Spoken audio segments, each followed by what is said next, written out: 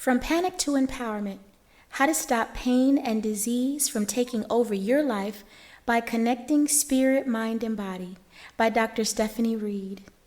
Chapter 3: Tools of Engagement. Get a personal journal. Be ready to reflect, reframe, and renew one part of yourself at a time. Let's do it. When you really want something, it's because you have come to some realization that having it will change your life for the better. You want more money because you believe it will solve financial burdens and make room for more freedom to do other things. However, with more money comes more responsibility in maintaining the wealth, as well as making sure you have investments in place for long-term growth. In a perfect world, you can amass wealth and not be burdened by taxes, audits, and other people trying to concoct ingenious ways of helping separate you from your money. But we're not in a perfect world. And I use that analogy to give a familiar connection with the concept I'm trying to make. When we seek help for health problems, we do so not when there is a gentle alarm, such as a headache or sporadic sharp pain, but when you are faced with a life or death situation, or at least a chronic condition that can lead to death. It is that critical moment you realize that life is precious and you want to maintain it at any cost. That is a cost even wealth can't cover. Yet you want health without taking responsibility for getting it as much as you desire financial security, but don't have a clue how to maintain it. Being truly free from disease is not just about the absence of pain, but includes a quality of life that has a connection with spirit, mind, and body concepts.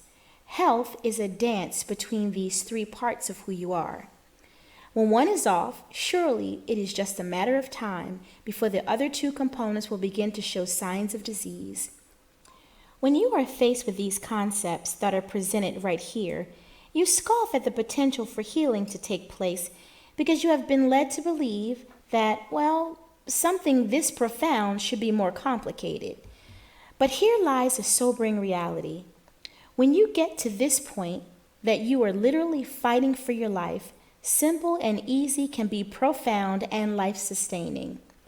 It is at this moment that you realize that you don't have the correct tools to get the job done. But if you did, you'd want them to be easily accessible, user-friendly, and intuitive. You need tools to connect with the reality you can embrace. Here they are. Using these tools will ensure that you get the most out of this content to be able to take action for your own success. Step 1. Get yourself something really special to write on. Buy yourself a fresh journal. Consider the ones with the leather cover and a hard spine. Leather denotes quality and oozes, "I'm important." You are the most important person in the world to you, or at least you should be. If you are not feeling quite that confident, don't worry. By the time we finish, you will, and you will want to thank me later for insisting that you make yourself important number one. Writing in a journal gives you mental space. It's like clearing out your closet of old clothes to make room for nice new ones. You can't get new stuff in the closet between your ears if you have old, dusty belief systems and stories that only create clutter and confusion. So journaling will be your mental closet, spring cleaning event, or winter, fall, or whatever season event you like to think of it as. The point is, there is magic in clearing things out. If you really want to be released from your pain and disease, get a journal. Step 2. Creating a ritual helps reinforce the importance of your goal to be disease and pain-free. Make the process special. There is nothing as nice as the feel of a new, seriously elegant pen. I'd even get it engraved. After all, this pen will be the tool with which you unlock your mind and unleash your potential for healing. It is the key to your empowerment. As you put pen to paper, you will see your life unfold like never before, just as I am doing now. For years, I said I'd write a book. As you are reading, I'm doing it, putting pen to paper, well, no, actually typing my keyboard, and making my thoughts come alive. I'm helping you heal and seeing my own transformation in the process. Writing is a very profound way to unlock ourselves. I can actually hear myself thinking and taking dictation as I'm sharing this with you. The more I write, the more inspired I become. I am empowered to say what it is that needs to be said to help you. As I continue on this train of thought, I think I'm helping you, but in fact, I am the one being liberated to tell my truth, release my pain, to heal my life. Thank you. Step 3. Self-reflection requires a calm place to be able to go deep. True healing requires work. Personal work requires concentration. Find some good concentration music that sets the stage for good introspection. Now that you have the special music, find your sacred location. A place where you can feel like you can be free to write and think and even shed tears if that's what it comes to. Sometimes we need to shed tears for ourselves. Tears are a way to cleanse the soul, and no matter how ugly and wet your face becomes, you always feel better after you cry. Whether you get to feel lighter in the mind or heart, or whether it lulls you to sleep, don't miss the healing potential of a good cry. The exercise of journaling will bring out hidden emotions, and that can be scary. But it will also offer aha moments of clarity. In essence, it is a small yet significant practice that can move you ever so gently from panic to empowerment. The 3 R's approach to healing is about finding the hidden beliefs that are driving the physical disease. Journaling is the tool that will give you that piece of the puzzle to create your healing masterpiece of empowerment. Wherever you decide to create your sacred space, make a commitment to be present when you go there. Decide that this is the place that you can be you, find you, or become the person that you desire to be. Decorate it. Give it a personal touch that embodies the energy you are to become. Colors have energy. Even if you may not understand the meaning of colors, you know how you feel in colors. So just feel your way into decorating your personal space. That in itself is a very profound way to learn about you. When you do settle on colors, investigate color meanings. You will be amazed at how your subconscious guided you into what you needed from the very colors you chose. Step 4. Getting to know yourself requires private moments in a private space. You deserve all of the attention and more. But if you don't have the luxury to create an entire private room, clearing off a shelf or a desk that you can designate as your spot is just as good. You don't need a lot of space, just room for your opulent leather journal and gorgeous engraved pen and you. Music is optional. Step 5. When are you going to release your thoughts to paper? Mornings, before you start your day? Afternoon lunch break? Saturday evening or Sunday morning? The beauty of this answer is that you have the freedom to choose. But be consistent. Do not panic if you get off track. Changing time and day may be necessary, but never use pieces of paper in place of your special journal book. Or use a pencil. Your original thoughts on paper are sacred. Use them for healing. Being consistent with your private time will put your family on notice that you are doing important work. If you are organized and consistent with time and space, others will learn to respect your time and space. That small change can create a huge shift in your stress levels that can put a big dent in your experience of pain and disease. So let's sit here in this space and think about time. There are only 24 hours in a day, and we all get the same 24 hours. No one gets more or less time. It may seem that way if time management is an issue. So setting a time sets the time for you to give yourself time. I know that is a lot of times, but to bring this point home, if you don't make time, there will be no good time. Think about all the other things you make time for, even sometimes begrudgingly. Be honest. You do far more for others when you don't even feel like it. Take the energy and use it for yourself sometimes, pun intended. Once you've completed these 4 steps, you are signaling to the universe that you are ready to heal. When you have completed those steps, go look in the mirror, give yourself a big hug and say, I love you. Now close the door labeled panic and open the door to empowerment. Welcome. Here's a journal reflection. How much effort do you spend getting to know others? Do you give yourself half of that time? How long have you had this problem? When you decide to take action for better experiences, it means you are serious about seeing a change in some area of your life. Knowledge is power, or better, the application of knowledge is empowering. Reading and learning the wisdom contained in these pages will help you get to another level of your potential for healing.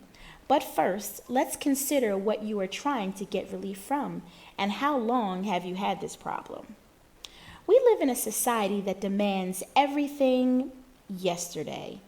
We have microwave lives, internet relationships, and instant gratification syndrome. So when you really consider the length of time you have had pain or disease, the real question is, how long have you actually been working a plan to get relief? If you think about the many prescription drugs you may have taken, drug therapy would not actually qualify. Taking pain meds is not designed to get rid of the origin of the pain, which is the definition of pain-free in this instance. Instead, its action is to cap off pain receptors so you no longer feel the pain. Unfortunately, the root cause is still firing signals to your brain that something is wrong. You are just shut out from the experience and can't feel it. The fire is still burning, but the battery has been taken out of the smoke detector, so to speak. Even if you combine the above intervention with surgery, the same idea applies. The offending organ has been taken out, yet smoldering still exists. And it's just a matter of time before all hell breaks loose in your body and every damn thing starts hurting. What do you do then when the ready, get it fast remedy doesn't work? You can't actually give up. What is possible is just around the corner. You know the old saying, it's always darkest before the dawn, so don't quit. I believe I learned a poem of that same title when I was a kid.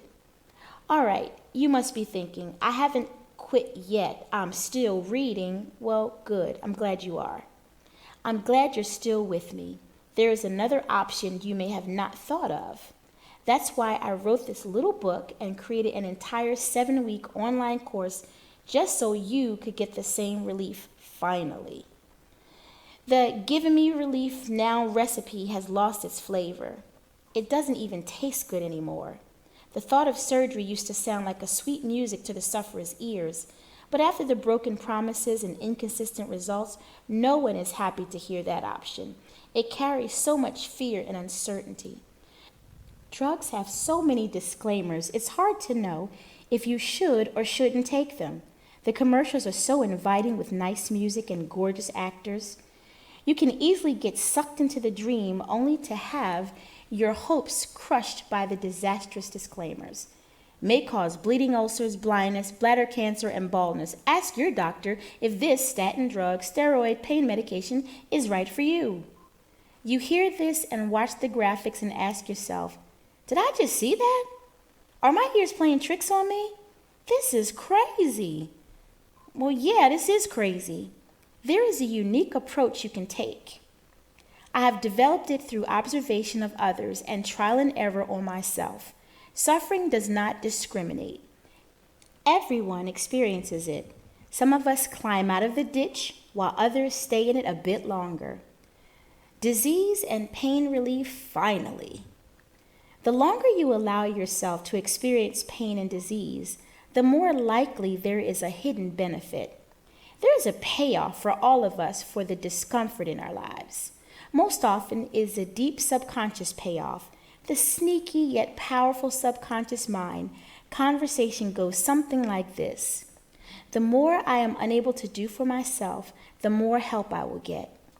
Sometimes playing into that subconscious conversation may backfire.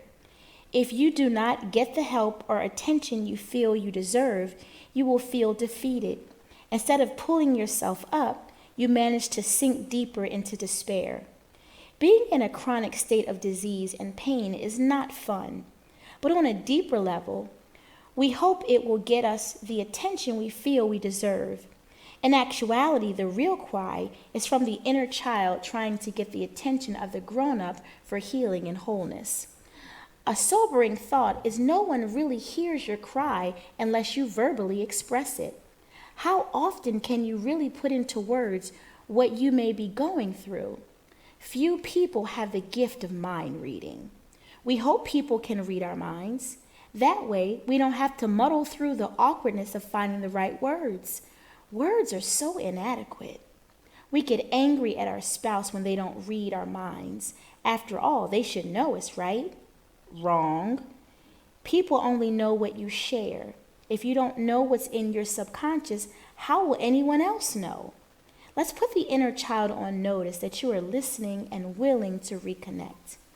Here's a hint. This would be another good place to journal. Now that you have been prepped, given a glimpse of the transformative content, get inspired. Get your special journal, pen, sacred space.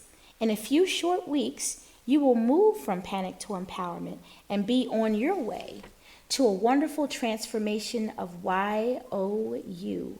Follow through. A word of advice. You will always feel good when you are starting something new. Your energy is high, the mood is bright, and your mental clarity is on point.